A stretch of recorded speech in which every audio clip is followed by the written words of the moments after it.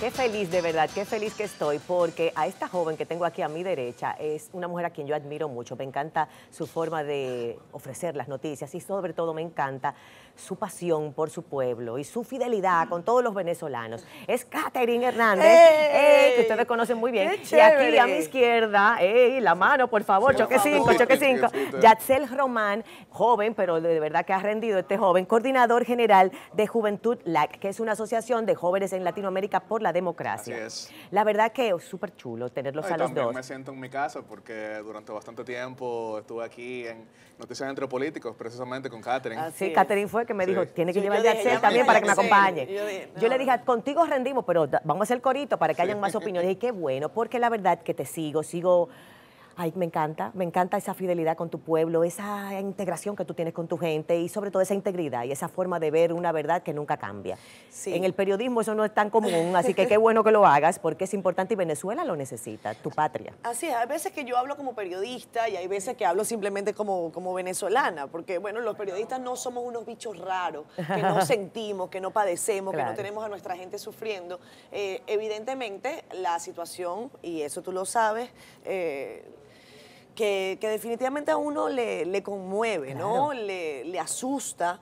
Y hay muchas situaciones que nos llevan como periodistas y además como ciudadanos a emprender acciones, que es lo que hemos estado tratando de hacer desde el día uno, porque hay mucha gente que piensa que es que la situación de Venezuela empezó a transformarse hace 3 años. No, y yo insisto en decir, dicho. esto es una consecuencia de años de desidia, de corrupción, además de una serie de medidas autoritarias, dictatoriales, a mi juicio, que no empezaron con Nicolás Maduro, empezaron con Hugo Chávez y lo que estamos viendo es que es la debacle. Lo último que ya le queda a este tipo de sistemas que definitivamente lo que hacen es empobrecer, dañar, suprimir libertades y como periodista eso va totalmente en contra de lo que yo soy. El principio de la libertad. Y como una ciudadana que nació en democracia con dificultades, ¿no? Yo nunca he dicho que no soy una abanderada de defender a priori a todos los gobiernos de lo que le llamamos la Cuarta República, pero te voy a decir algo. Haciendo el balance, como decimos en Venezuela, eran unos niños de pecho al lado de lo que tenemos en Venezuela en este momento, como un gobierno de facto, como un gobierno que, a mi juicio y al juicio de todas esas millones de personas que están en las calles de marchas Venezuela, masivas, han usurpado al Poder Ejecutivo, han usurpado el Tribunal Supremo de Justicia, han ilegitimado a la Asamblea Nacional, al Congreso de la República, que es el único poder en este momento electo democráticamente por la gente. Y Guaidó es autoproclamado, que si bien es cierto que tenemos muchísimas simpatías con Guaidó porque se ha empantalonado en un momento tan crítico, no es menos cierto que él se autoproclama.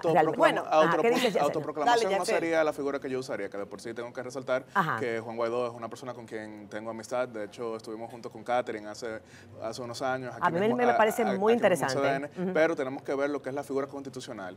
Cuando hay un vacío en lo que es la presidencia de la República, establece la Carta Magna, que fue de por sí redactada, proclamada y promovida por el propio chavismo, que entonces asume el presidente de la Asamblea Nacional. Que era el caso de Guaidó. Era el caso de Guaidó. Entonces algunos se preguntarán, pero ¿cuál sería el vacío? El punto es que en el año pasado se celebraron elecciones que fueron catalogadas por la casi totalidad de la comunidad internacional como una farsa. Incluso la República Dominicana, que recordaremos que votó en junio del año pasado por desconocer ese resultado, que fue todo lo contrario a lo que se había intentado lograr con los diálogos que durante tanto tiempo se llevaron a cabo en nuestro país, en Santo Domingo, en Cancillería, que se burlaron de la disposición que mostró nuestro gobierno, el de todos los dominicanos, para llegar a un acuerdo que fijara condiciones mínimas para la participación, como incluso en un momento lo hizo el propio Pinochet, que fue a elecciones, perdió y salió, como lo hizo en su momento Daniel Ortega, que fue a elecciones, participó y perdió. Pero aquí se impuso una farsa electoral que no permitió una participación plena, fue desconocida, y como fue desconocida, entonces se aplicó la Constitución y asume Juan Guaidó. Desde luego hay que tomar... con un apoyo masivo, hay que señalarlo, con un apoyo del pueblo grande, significativo, y internacional también. Sí, desde luego, 51 naciones y 51 naciones de distintos signos ideológicos.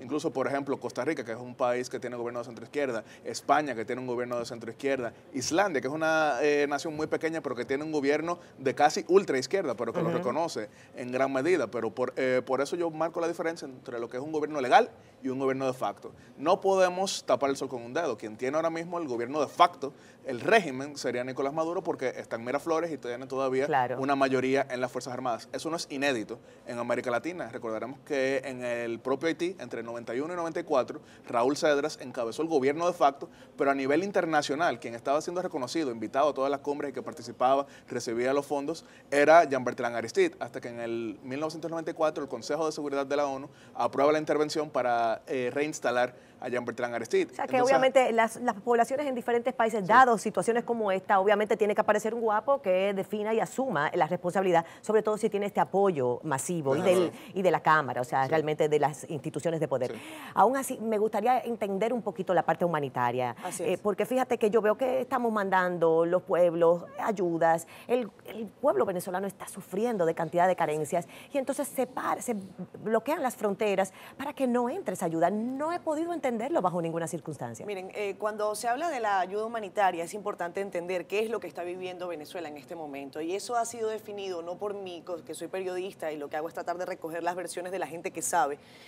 Personas que saben sobre lo que es ayuda humanitaria, derecho humanitario internacional, han calificado lo que ocurre en Venezuela como una emergencia integral humanitaria. ¿Por qué es una emergencia integral humanitaria? Porque definitivamente ha sido una emergencia que ha sido causada por el hombre. No estamos hablando de una devastación producto de un terremoto, no estamos hablando de una devastación producto de un huracán, no, estamos hablando de que el sistema de gobierno ha acabado con todo el aparato productivo del país y lo ha llevado a una situación tal en que los venezolanos hoy en día, y yo tengo cifras acá porque incluso las anoté hace pocas semanas que tuve que colocar un post en redes sociales y que aprovecho este espacio para además decir lo que en aquel momento dije en redes, que me indignaba escuchar de voces que se dedican a crear opinión una suerte de interés de comparar lo que está ocurriendo en Venezuela con lo que ocurre de alguna manera en Haití.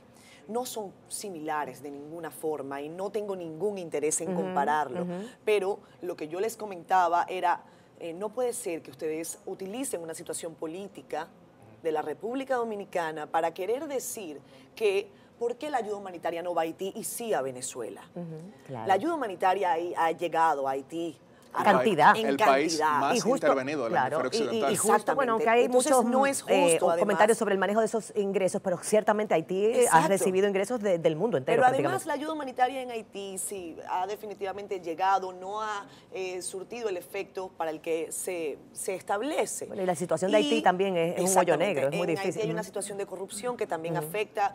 Pero en Venezuela se ha negado el ingreso de ayuda humanitaria como una estrategia política. De Maduro. Lili, como una estrategia política. Que fue cerrar las fronteras por donde estaba llegando. El país está cercado. Incluso, tenemos frontera con Venezuela, Venezuela con Colombia. Tenemos con Colombia y con Brasil. Y con Brasil. Pero incluso no solamente lo niegan, sino que anunciaron para el día de mañana y pasado que van a estar entregando ayuda a Colombia, porque ellos tienen para ayudar a los demás, o sea, burlándose. Dicen que van a aliviar la pobreza colombiana. Pero ¿quién va a creer eso? Pero además tú ves unas grandes incongruencias en el discurso del muy poco brillante Nicolás Maduro, cuando de repente además dice, negamos que haya una crisis humanitaria en Venezuela, reiteramos que en Venezuela todo está bien, como lo ha dicho en distintas oportunidades Delcy Rodríguez, que tiene como 600 cargos en el país, y dicen hoy, me parece que fue ayer y que ya llegaron hoy, hemos recibido no sé cuántas toneladas de ayuda humanitaria de Rusia, porque entonces ese es el problema, Rusia, es la calificación política de una gente que no le importa la política.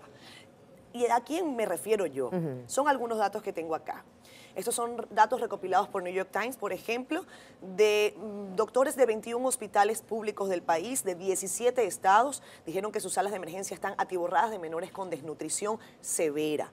En el reporte anual de 2015, el Ministerio del Poder Popular para la Salud se reportó un aumento de 100 veces en la tasa de mortandad en niños menores de 4 semanas. Me refiero de 0,02% en 2012 a poco más de 2%. Eso es niños que además no tienen ni siquiera ataúdes para ser enterrados. La situación es realmente crítica. Los pacientes con enfermedades como cáncer están muriendo por falta de medicinas. Los pacientes que tienen problemas renales mueren y tienen que... Además, leía un caso de una compañera periodista que hablaba con un paciente que tenía que someterse a tratamiento precisamente para sus riñones, en la diálisis. Y ella decía que este señor se sentaba en las máquinas con temor porque no sabía si la máquina iba a operar de manera correcta y en vez de salvarse lo que iba a hacer era morir en la máquina. Claro. Eso es catastrófico y eso no respeta color político. Y esa ha sido una de las principales banderas de Juan Guaidó y de todos los que han hecho este movimiento. Juan Guaidó, tú dices, bueno, se ha empantalonado, le correspondía. Muy bien. O sea, la verdad le que correspondía. Y ha sido es una esperanza para Venezuela. Y ha sido una sorpresa. Sí. Yo insisto en calificarlo de esta manera. Lo conocí como dirigente estudiantil, lo conocí como representante de Voluntad Popular, pero nadie esperaba que este joven venezolano tuviese el tino y la entereza que ha tenido y que ha demostrado hasta ahora. Y es un muchachito, 30 y pico de 35 años. 35 años. Entonces, las fronteras que se han cerrado han sido ambas, tanto la de Venezuela con Colombia como la de Venezuela con, Brasil. Ay Dios mío. Bueno, hoy con Brasil. Con Brasil. Hoy han ido un poco más allá, porque hoy desde Caracas y desde las principales ciudades del país, un grupo de diputados salieron precisamente para llegar a las zonas fronterizas. Bloquearon también las principales autopistas del país. Pero hoy la gente volvió a demostrar que perdió el miedo. Claro. Los guardias nacionales colocaron barreras y la gente movió las barreras. Esto quizás usted no lo va a ver bueno, no quizás, usted no lo va a ver en Telesur, usted no lo va a ver en Venezolana de Televisión y quizás no lo vea, y tengo que decirlo con mucho dolor, en ningún medio de comunicación en Venezuela, porque hoy en día los medios de comunicación en Venezuela están absolutamente censurados. Los principales medios de comunicación están bajo censura, reciben amenazas y no pueden llamar a Juan Guaidó como presidente encargado de la República, que es como bien ha dicho Yatzel, lo que establece la Ojalá y no Constitución. haya sangre en esas fronteras, en este enfrentamiento. Y que en esas fronteras también hay algo que tomar en cuenta. Ya han anunciado no solamente el presidente Iván Duque de Colombia, sino el presidente Sebastián Piñera de Chile, de que van a estar acompañando lo que es la entrega de ayudas humanitarias. Entonces eso no solamente es un gesto, sino que también lleva a una situación en la cual si existe una agresión, ya ahí eso lleva al derecho internacional a otro tipo de medidas. Que por ejemplo muchas personas se preguntan por qué no hay mayor, si se quiere, condena a través de organismos como son las Naciones Unidas y demás. Claro. Y es que sanciones, en el Consejo de Seguridad, donde ahora mismo República Dominicana tiene acaba de entrar, tiene un asiento no permanente, pero en dicho organismo Rusia tiene derecho a veto. También lo tiene China, pero a diferencia de Rusia, que ha jugado un rol más político, China ha sido más pragmático. Incluso se ha reunido con sectores representantes de la resistencia democrática por el hecho de que Venezuela le debe 50.000 millones de dólares a China. Y ellos son un sector tan pragmático que lo que quieren es asegurar que eso se le pague. Dinero, pero Rusia sí ha aumentado la retórica apoyando a Nicolás Maduro por una razón geopolítica. La de los chinos es económica. Pero entonces es... Que los chinos cobran, bueno que lo sepamos. Sí, los chinos cobran. Y en especie en ocasiones, porque incluso iniciativas que ellos han financiado, eventualmente cuando no se les logra pagar, ellos lo que han hecho es que se la han quedado. Pero bueno, el hecho de que el presidente Piñera, el presidente Duque, se ha anunciado que también más congresistas norteamericanos van a estar participando. Ya hemos visto que el senador Marco Rubio se ha trasladado a Colombia participando en Cúcuta. También se espera la participación del senador Rick Scott y demás. Y esto puede llevar a una mayor crisis internacional de legitimidad para lo que sería el gobierno encargado de Juan Guaidó. ¿Cuál es la posición de Trump en relación a esta situación? ¿Ha sumado para los venezolanos? ¿Cómo lo perciben, vamos a decir, las políticas de Estados Unidos? Fíjate que en este momento, y tú, qué bueno que dices las políticas de Estados Unidos, yo no considero, sobre todo tras el discurso del Estado de la Unión ofrecido por Donald Trump ante su Congreso, que esto sea una política de Donald Trump solamente como presidente. Pues Nancy Pelosi también se pronunció. Así es, Nancy Pelosi fue la primera. Sí, bueno, pero Nancy yo creo, bueno, tú sabes de eso mucho, déjame no decir nada. Nancy Pelosi se pero pliega fue de las a primeras. este discurso, aún con grandes diferencias con Donald Trump, aún con las grandes diferencias que existen entre republicanos y demócratas, se unifica todo el organismo político, por decirlo de alguna manera, y hasta partidario de Estados Unidos en una sola voz y aplauden. Creo que fue el único momento que aplaudieron a Donald Trump. Hubo unos cuantos, pero cuando Donald Trump anuncia habló del caso de Venezuela, todo el Congreso se puso de pie. Así que yo no califico esto solamente como una política de Donald Trump, que definitivamente ha tenido un rol importantísimo, sino como una política del gobierno de Estados Unidos que ha dicho ya y una conciencia masiva, humanitaria, en relación de que uno se pone y empatiza con una dificultad como esta. Sí, que vuelvo y digo, es un tema que va mucho más allá del lo ideológico, porque muchas veces se quiere usar el eslogan de que esto es una supuesta derecha imperialista, yanquista contra los progresistas de América Latina. Es un discurso que tiene 50 años y un que ya discurso nadie cree. Es obsoleto, Catherine, totalmente obsoleto. Pero preguntaba sobre la posición de Donald Trump, y yo quiero hablar sobre lo que ha sido la posición de la República Dominicana, que hay mucha confusión en ese sentido, porque algunos dicen que República Dominicana ha sido ambigua en su actuación. República Dominicana lo que no ha hecho es... a nivel de población somos muy solidarios con el gobierno venezolano. Bueno, pero el tema es que República Dominicana quizá no lo comunica de la misma manera que lo hacen otros países, pero sus actuaciones han sido coherentes desde el último año. ¿Y por qué lo digo? República Dominicana votó en junio en la Asamblea General de la OEA por desconocer la elección convocada por Nicolás Maduro. Pero no solamente eso, República Dominicana votó por desconocer el régimen de Nicolás Maduro. Pero no solo eso, República Dominicana copatrocinó, no que se sumó, que copatrocinó resolución en la Organización de Estados Americanos reconociendo a Juan Guaidó como presidente encargado de la República de Venezuela. Que se suma a todos estos países que lo han reconocido. Y en el Consejo de Seguridad de las Naciones Unidas, República Dominicana, a través del canciller de la República, en su discurso desconoce a Nicolás Maduro y nuevamente reconoce a Juan Guaidó. El hecho es que República Dominicana ha tomado la acción, lo que no ha hecho es relaciones públicas con eso. Así es. Y por eso hay mucha confusión en ese sentido. No es una diplomacia de hay que comunicar las cosas para que entendamos todos. No Bueno, es una y diplomacia a veces es una estrategia también, porque no necesariamente hay que hacer relaciones públicas con todo. Para cerrar, ¿cuáles son las perspectivas, Catherine, de Guaidó? ¿Qué ves tú venir? Miren, lo que vamos a ver en los próximos días, yo no quisiera plantarme porque no estoy en la cabeza de Juan Guaidó. Él ha sido taxativo en que hay una ruta. Eso a mí como venezolana, no tanto como periodista, me da cierta tranquilidad. Y él habla de una transición. Es correcto. Se habla de 3 pasos fundamentales. Esos 3 pasos fundamentales no son otros sino cese de la usurpación. Lo que tenemos en este momento es una usurpación del poder en Venezuela por parte de Nicolás Maduro y de toda la gente que está con él, porque no los voy a calificar como de verdad quisiera. Después pasamos a un gobierno de transición que no está establecido el tiempo, pero hay un documento que ya se rubricó en el seno de la Asamblea Nacional que establece todos y cada uno de los pasos. No es un dibujo libre, hay una línea, hay un protocolo. Plan. Y finalmente pasaremos a un proceso de elecciones libres. ¿Por qué no convocar elecciones de manera inmediata? Porque, señores, tenemos a un Consejo Nacional, no, es que tenemos a un Consejo Nacional Electoral que está totalmente plegado a Nicolás Maduro, a sus directrices y a sus órdenes. Son ellos los que lo nombraron a través del Tribunal Supremo de Justicia, también nombrado por Nicolás Maduro. En Venezuela se acabó la institucionalidad hace años. Hay una dictadura en proceso, hay procesos autocráticos. De esa manera no se puede hacer un proceso electoral libre, transparente y tal y como todos los venezolanos merecemos. Esto debe salir con elecciones, con un proceso en el que Nicolás Maduro pase a una negociación. Se le ha ofrecido de distintas maneras negociar y le ha dicho,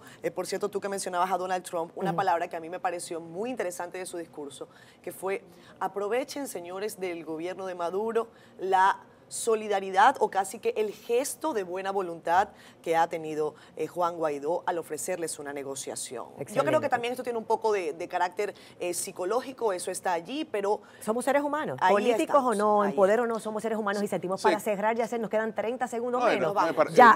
Solo quiero que me digas, ¿ves perspectivas de Guaidó y de un nuevo gobierno pronto? Veo perspectivas de Venezuela que recupere la libertad que perdió. Ojalá. Sí, aquí, ahora, para el 2019. Amén. Dios mediante. Señores, así nos despedimos.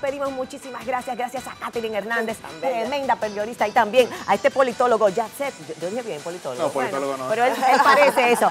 Yatzel Román, ya me aprenderé el nombre. Gracias por la sintonía. Mañana nueva vez aquí en su casa, la casa de todos, Lili en CDN.